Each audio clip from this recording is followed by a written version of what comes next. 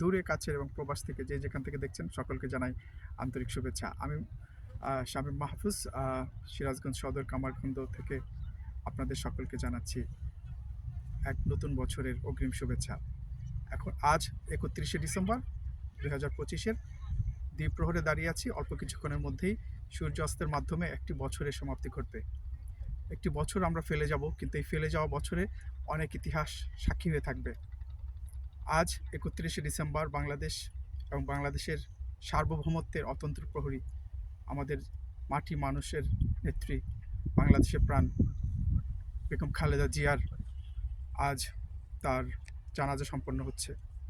এবং আমি আমার দল গণ অধিকার পরিষদের পক্ষ থেকে এবং সিরাজগঞ্জ সদর কামারখন্দের আসনের সর্বস্তরের জনগণের পক্ষ থেকে দেশবাসীর কাছে তার রুহের আত্মার মাগফিরাত কামনা করছি।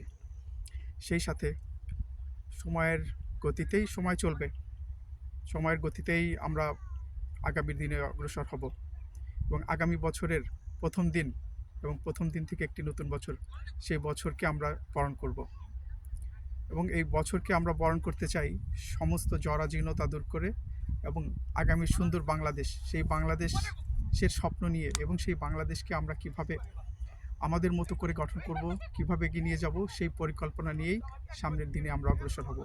তো নতুন বছরকে সামনে রেখে নতুন বছরকে আপনাদের জন্য উৎসর্গ করতে চাই সমস্ত শহীদের আত্মত্যাগ এবং সে ঋণের